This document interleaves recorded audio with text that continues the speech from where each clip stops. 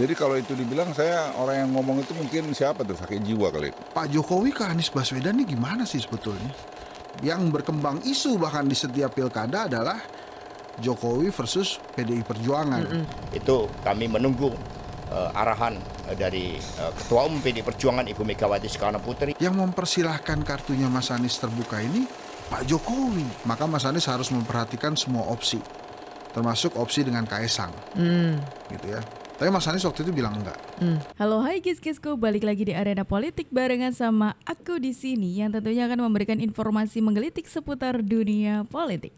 Seperti biasanya pasti ada informasi menarik nih hari ini.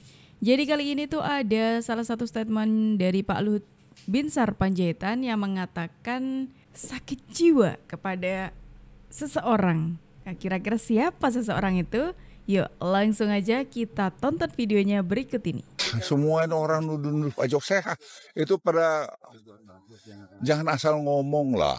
Pak Jokowi itu sepanjang yang saya tahu enggak pernah campur-campur soal gitu. Saya kan ya masih di kabinet. Orang nyuruh bilang-bilang sama soal nyolek-nyolek Gibran. Mana pernah ngomong soal Gibran untuk jadi wakil presiden? Enggak pernah. Saya bilang kemarin di TV, saya bilang di depan guru-guru besar kemarin di UI. Enggak pernah itu. Enggak apa. Presiden itu saya lihat sangat demokratis. Itu yang saya masih bertahu. Sangat demokratis. Menurut saya maaf. Kadang-kadang terlalu demokratis juga menurut saya. Karena mungkin saya tentara ya. Saya nggak tahu ya. Tapi beliau sangat dengerin semua.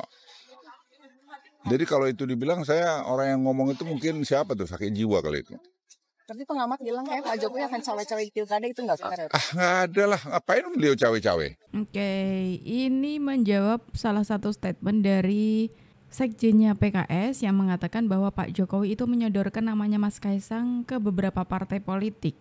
Tapi menariknya itu, dari Pak Sekjen setelah mengatakan hal tersebut dan ditanya balik apakah PKS itu salah satunya, itu langsung menjawabnya ada di beberapa partai politik gitu. Kayak seolah-olah menampik kalau PKS itu mendapatkan sodoran nama dari Pak Jokowi kepada PKS. Kan ini jadi aneh kan ketika PKS mengatakan hal tersebut sedangkan tidak bisa membuktikan kalau Pak Jokowi itu melakukan hal tersebut. Seperti itu loh. Kan gimana gitu ya gak sih guys-guysku?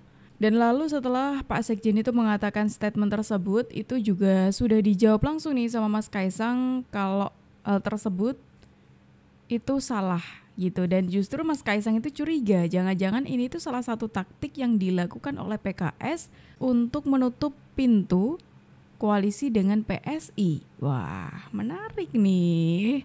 Ini semakin menarik lagi karena ada salah satu pakar yang mengatakan PKS itu terlalu jumawa untuk menang di Pilkada DKI Jakarta. Kok bisa seperti itu? Itu di program Primetime News Metro TV, kita juga nih yang dialog. Mas Hensat, ada statement Mas Hensat yang bilang tumben kali ini PKS sombong amat dengan pernyataannya kan.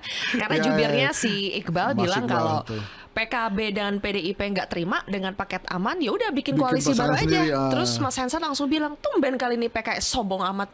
Itu kenapa keluar statement itu dari Mas Hensat? Iya, pertama nggak pernah saya mendengarkan ada suara PKS yang begitu lantang ya, seolah-olah tidak membutuhkan teman lain gitu. Padahal kita tahu kan perjalanan di Pilkada Jakarta ini masih jauh. PKS memang pemenang pemilihan legislatif gitu ya, 18 kursi. Tapi kan yang harus dipenuhi 22 kursi, jadi artinya masih perlu 4 gitu. Nah, kalau masih butuh bantuan orang, ya mestinya jangan mengenyampingkan bantuan yang akan datang gitu ya.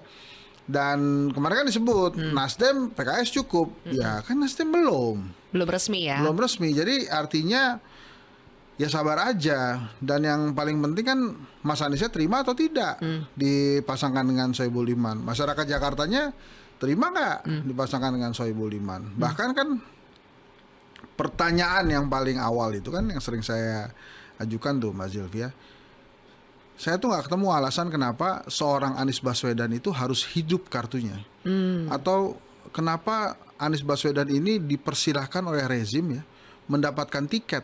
Karena kan kalau dia dapat tiket, kartunya hidup, pasti kan akan jadi pesaing di 2029. Ada Mas Prapa, ada Pak Prabowo, ada Mas Gibran. Tapi kan kalau kita kupas satu persatu, kalau kita bicara rezim kan kita bicara Prabowo dan Jokowi nih. Iya, jadi rezim yang dimaksud ini kalau sekarang kan masih rezimnya Pak Jokowi, Jokowi, ya. tapi nanti akan ada rezim Prabowo. Ya, Jadi betul. Anies ini harus dapat restu dari rezim yang mana? Nah, makanya itu yang sebetulnya kan kita harus pelan-pelan tuh membuka satu-satu. Kalau Pak Prabowo, yang pertama dia pernah ngajak Mas Anies nih 2019 jadi wakilnya. Mas Anies nggak mau waktu itu. Katanya menuntaskan Jakarta. Tapi pernah ya diajak ya? Pernah waktu itu kan jadi wakil. Mas Aniesnya nggak mau. Terus kemudian kalau Pak Prabowo yang memberikan restu, Pak Prabowo siap nggak menghadapi Anies nanti di 2029? Kecuali memang ini berandai-andai ya, Pak Prabowo bilang dari awal, Mas Anies, ini saya berikan restu untuk maju Jakarta, tapi nanti jadi wakil saya ya, karena saya dengar misalnya Mas Gibran akan bersama dengan tokoh lain. Nah itu mungkin tuh Pak Prabowo, tapi kan kelihatannya kecil deh ya, ada perbincangan seperti itu. Nah gimana dengan Pak Jokowi gitu? Kan ada desas-desus, bahkan Pak Jokowi sempat menyebut nama Anies di sebuah rapat para parpol, katanya para ketum parpol, perlu nggak kita mengajak Anies Baswedan masuk? Desas-desus ya, kan kita nggak ada di situ. Artinya kita nggak pernah tahu nih Pak Jokowi ke Anies Baswedan nih gimana sih sebetulnya, gitu kan?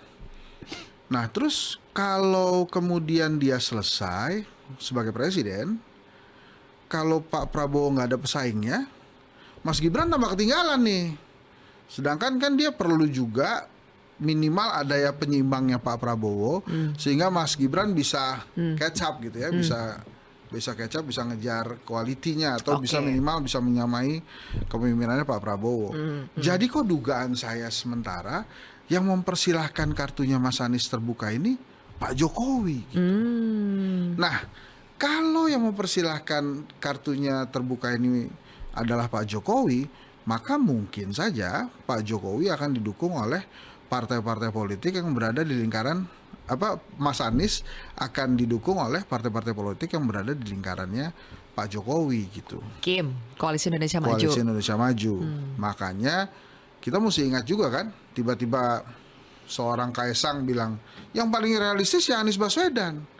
Walaupun kemudian di ujung-ujung dia bilang kita beda nih gitu. Tapi ada kepentingan apa kalau misalnya Pak Jokowi itu kali ini mempersilahkan kartu Anies hidup? Kalau ya itu tadi untuk menyeimbangkan Pak Prabowo ya. Karena kalau Pak Prabowo besar sendiri, ya kan akan ditinggal juga nih Pak Jokowi. Akan selesai juga fungsinya Pak Mas Gibran berada di sampingnya Pak Prabowo. Fotonya lah ya, minimal fotonya di samping Pak Prabowo itu sebagai wapres. Jadi menurut saya Pak Jokowi perlu ada orang nih untuk juga tumbuh besar. Tapi kan ini analisa hari ini ya. Sementara yang ada saat ini di Pilkada Jakarta, yang berkembang isu bahkan di setiap pilkada adalah Jokowi versus PDI Perjuangan. Di mana ada PDI Perjuangan berkuasa, disitulah jagoan Jokowi muncul. Misalnya Jawa Timur, ada Khofifah. Tapi kemudian PDI Perjuangan juga desas-desusnya mengajukan Risma. Di Jawa Tengah yang paling kentara kan, ingin direbut itu kandeng banteng oleh jagoannya Pak Jokowi. Nah apakah kemudian di Jakarta begitu juga? Nah saya pernah bicara langsung sama Mas Anies. Saya tanya Mas Anies beneran nih mau nyagup? Dia bilang bismillah. So artinya emang dia pengen nih. Jadi pertanyaan-pertanyaan ini Anies beneran pengen maju nggak nih? Pendapat Mas Hensat ketika Anies mau nyagup lagi apa Mas? Bukannya Mas Hensat kan sempat bilang mendingan gak usah. Iya. Kalau nyagup jadi kayak turun kelas kan, turun level kan. Bukan setelah cuma sudah itu, pernah capres. Karena kayak orang nyari peruntungan gitu ya. Kan nyapres gagal terus jadi nyagup gitu. Apalagi waktu itu dia bilang dia nyapres sudah tuntas Jakartanya, tapi kemudian dia mau maju periode kedua. Jadi sampai sekarang Mas Hensat gak setuju sebetulnya Anies maju lagi?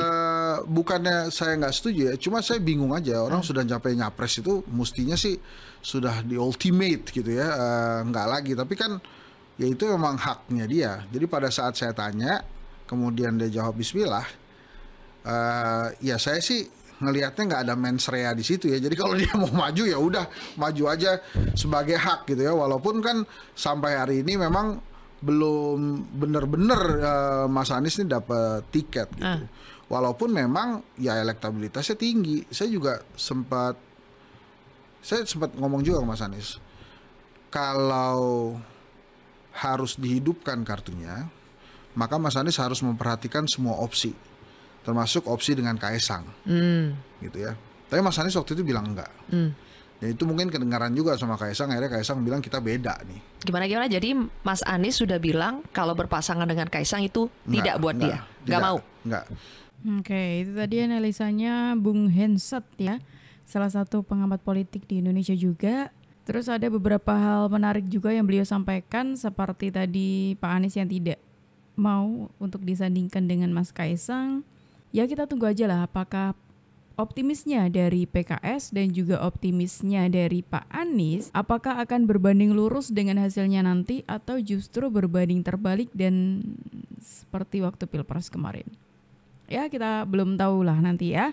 Ngomong-ngomong soal diusungnya Mas Anies ini oleh PKS, ini seolah-olah seperti menutup pintu koalisi dengan partai-partai yang lain yang sebelumnya itu sudah sempat melirik.